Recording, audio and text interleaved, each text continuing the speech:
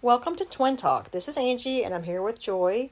And today we are discussing a book called Cold Blooded. Now, for most of you, you've probably figured out that Joy and I both read a book, and then we prepare an outline, and then we discuss the book.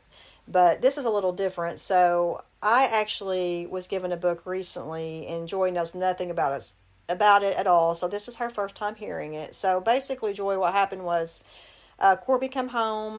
This is a couple weeks before Christmas, and I noticed that there was something wrapped under my tree, and I could tell it was a book. And I was like, "What's this?" I was like, and he was like, "Well, do you want it now or later?" I said, "Well, yeah." So I went ahead and opened it, and anyway, it was this book, and this book is called Cold Blooded. Now, do you like true crime stories? I love true crime. Okay, I thought you did, and I should know this. After all, you are my twin sister. But I was thinking you really liked true crime. So this is a true crime book. And it was written in 2019 by a lady named Anita Paddock. And what's interesting about her is she was a librarian at the Fort Smith Public Library for years. So here we have a librarian, which is what you are, Yeah. writing a book about a true crime. And I'll just read this really short summary. So, Cold Blooded is the true story of the murder of four people in the Arkansas River bottoms. On a cold January morning in 1981, a knock on an apartment door began what would become one of the bloodiest crime sprees in Arkansas history.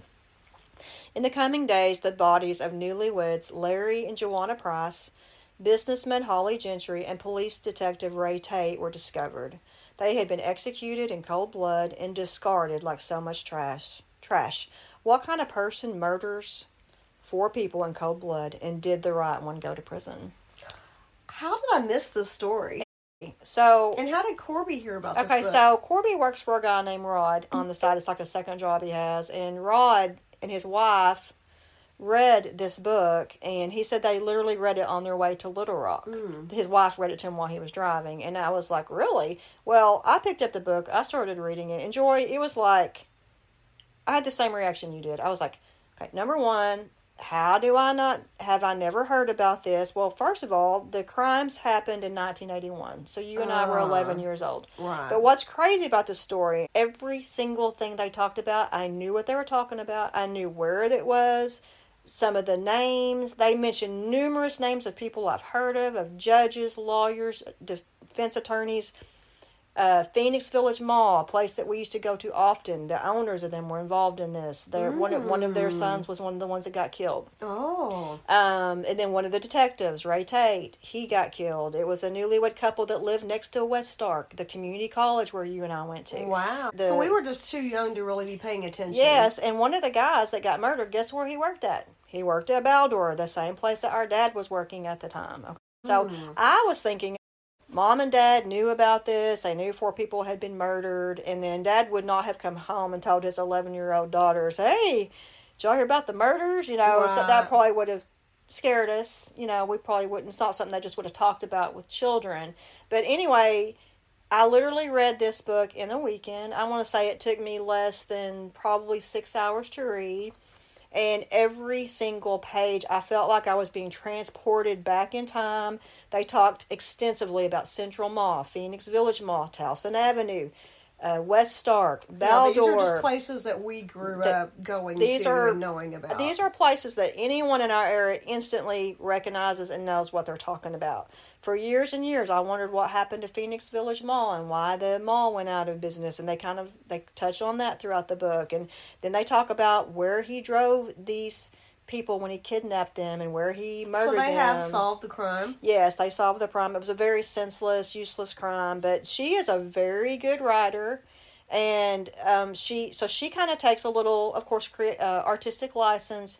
She tells it as though it's a novel. It's more written like a novel, so it's not like it's just telling the facts, and then it's not like listening to a documentary. She literally tells you, oh, Joanna was happy this morning because the sun was shining and she couldn't wait for her husband to get home, and so she kind of takes a little license as to what she thought they might be feeling and saying and doing. And some of the scenes, you're thinking, oh, there's no way she knows what was said here or done here, but she does a very, very good job of piecing it all together. And she's done extensive, you can tell it's obvious, she's done extensive research, and she's talked to many of the players involved, the people that were closely related to these people.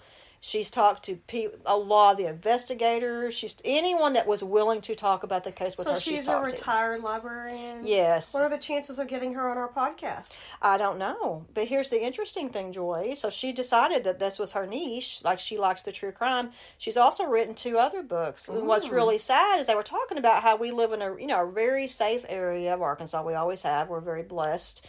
But what was really interesting was just like a month or 2 before this happened, there was a jewelry store owner in Van Buren, Arkansas, and they said he was kind of crippled and elderly, and his youngest daughter was helping him lock up, and they get robbed, and the guy shoots and kills both of them. Aww. And so she has a book about that. And then this horrible crime spree happened where 4 people were murdered.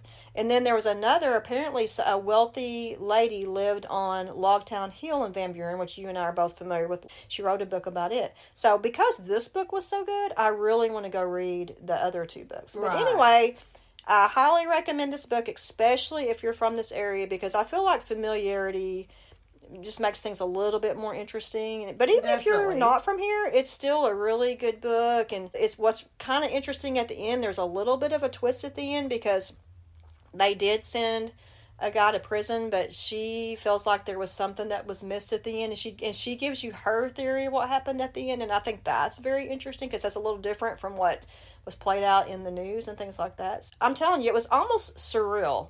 I can't explain it. As I started reading it, I was like, this is so eerie, because I knew everything they talked about. That I didn't have to imagine anything because I knew I could visualize everything that was being said in the book. Right. I just want to recommend it to you, especially. You've definitely piqued my interest, and we're on Christmas break. And do you have this book with you? I do not have it with me. It's at my house. Bring it to me tomorrow. Yeah. Okay. And I'm going to try to read it over the break. Okay. All right. So I haven't really had time to think of a rating word, cold-blooded, so I'll just have to give it stars this time because I don't have time to be creative right now. But I definitely would give it, for the type of book it is, for the true crime and how detailed she was, I would definitely give it 4 stars. Awesome. Well, I'm excited, and I look forward to reading it, and I hope some of our listeners decide to read it as well. Do you think this is available on Amazon or like major booksellers? Yes, I was just Googling it earlier, and it's popping up all over the place. So, all right. Yeah, like I said, I really don't know where Corby got the book. I'll have to find out to see kind of what he paid for it. Well, thank you for bringing it to my attention, because I do love watching true crime documentaries, and I do like reading the books. And I know, so this is just not a criticism, but Truman Capote has one of the most famous true crime books of all time, in Cold Blood. Oh, okay. And I just wonder, I know it's hard to choose a title. I know it's got to be super hard. But I wonder if she chose that because people could recognize the in Cold Blood, the Truman Capote book, and maybe immediately know I don't think true so. crime. I don't think so, because when I looked up, I was trying to look up this up right before the podcast started to see what year this was written. Mm-hmm. And when I typed in Cold Blooded, multiple books come up called Cold Blooded. It wasn't just So his. I guess that's my point. I would want to kind of separate myself from other true crime books, but I know that's probably hard to do. But In Cold Blood is probably one of the most famous true crime books ever written by Truman Capote. And you feel like you'd want to kind of separate yourself, but then again, maybe you want to have something similar so people automatically know, oh, that must be a true crime book. Yeah. It doesn't matter. Yeah. And just as a side note, the names of her other books are Blind Rage and Closing Time. Okay. So I would like to read those. So anyway, I'm glad that you're interested in that, and I really think that you're going to enjoy it. Of course, it's not one of these feel-good books because 4 people were murdered. Right. And I got to tell you, I had the same reaction you did. I kept saying, how have I never heard of this before? Right. And this is kind of interesting. We have a prosecuting attorney that goes to my church, and he sits right in front of me at church. And I was going to ask him about this. So Daddy really didn't want to bring it up because I thought a lot of people don't want to remember this stuff. They don't want to relive it. So I asked his wife, and she told me, she said, oh, yeah, he's been involved in lots and lots of things. But she said, fortunately, he was not involved in that one. So I thought that was kind of interesting. Well, kind of on that same thought process, and we can edit this out later if you don't want to talk about it. But I saw a documentary, True Crime, the other night about Dave Evans and Christy Evans. And Oh, they've already got something out Yes, about they already that? have. Oh. I saw a true crime podcast YouTube video, and Wow. I think it's just a matter of time before someone writes a book about that. Yeah, so unfortunately, I know a couple that was involved. Well, how do I say this? Someone hired someone to kill her husband, and I knew the couple. And needless to say, everyone was just totally astonished because no one knew that they were living this alternate life, and we all had this image of them and who they were, and it was nothing that met the eye. And it's so the story It's is so scandalous because he's a preacher, so that's why it's yes, so scandalous. yeah, and the it made national news. The murder made national news, and obviously because he was a preacher and she was the preacher's wife, and apparently there was a love triangle, and it's very scandalous. But my point is, it's got everything you want in a story that people want. The juicy the juicy. details. Well, that and just how outrageous it was of all the details, and so I just knew it was a matter of time before someone made this into either a TV movie or she was on Snapped or something along those I lines. definitely see it becoming a movie or a book someday. Yeah, because the details it's very, very sad. When you hear about like what she lived with, it's very sad. It's Do you believe that he was an abuser? you know what, I don't know.